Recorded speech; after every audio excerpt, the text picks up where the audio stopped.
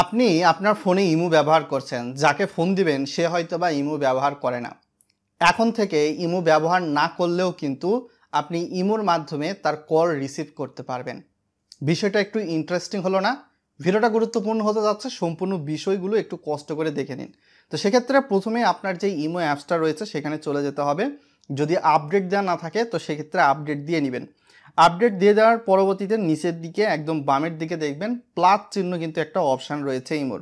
তো আপনি প্লাস চিহ্নতে যদি প্রেস করেন তাহলে বেশ কিছু অপশান কিন্তু আপনার সামনে এরকম চলে আসবে ইমোতে।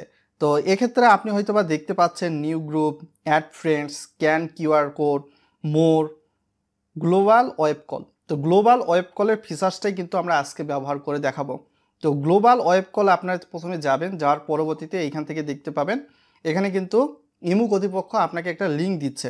পূর্ববর্তীতে যে বিষয়টা দেখা যেত সেক্ষেত্রে আপনার হচ্ছে ইমোর ফোন নাম্বার দিয়ে কিন্তু আপনাকে কল করে হতো। এখন বর্তমান সময়ে এই প্রেক্ষাপটটা পাল্টে যাচ্ছে।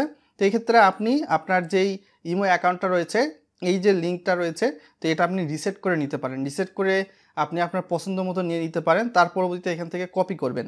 তো সাপোজ আপনার কোনো একটা বন্ধু হয়তো বা ইমো ব্যবহার করে না, হোয়াটসঅ্যাপ বা মেসেঞ্জার ব্যবহার করে। তো সেক্ষেত্রে আপনাকে যেটা করতে হবে, আপনি তার হোয়াটসঅ্যাপ বা মেসেঞ্জারে সরাসরি চলে যাবেন, যার পরবর্তীতে যে লিঙ্কটা আপনার ইমোর ছিল সেটা তাকে পেস্ট করে দিবেন। তো পেস্ট করে দিলে মূলত কি হবে আমি একটু দেখাচ্ছি। সাপোজ মনে করুন এটা হচ্ছে আমার বন্ধুর ফোন, যেটা হচ্ছে সরাসরি ভিডিওতে আমি আকারে দেখাচ্ছি। তো হোয়াটসঅ্যাপটা কোথায় গেল আমি একটু কষ্ট করে খুঁজে নিই। হোয়াটসঅ্যাপ পাওয়া গেছে। তো আপনি দেখতে পাচ্ছেন সরাসরি কিন্তু চলে এসেছে লিঙ্কটা। তো সেখানে আমরা প্রেস করে দিলে এইরকম কিন্তু ইউজার ইন্টারফেস চলে আসবে। তো তাকে কিন্তু ইমো ব্যবহার করতে হবে না। তো ইমো ব্যবহার না করেই কিন্তু তার সঙ্গে আপনি কানেক্ট হতে পারবেন। তো সেক্ষেত্রে এখানে আপনার ইমোর এখানে চলে আসার পরবর্তীতে দেখবেন যে স্টার্ট এ কল নামক কিন্তু একটা অপশান রয়েছে। তো এটা প্রথম দিকে যেহেতু বিটা ফিচার্স, তো আপনি অ্যালাউ করে দিবেন। তো অ্যালাউ করে দিলে কিন্তু দেখতে পাবেন সরাসরি আমার ফোনেই কল এসেছে। এখানে কিন্তু দেখাচ্ছে গ্লোবাল ওয়েব কল।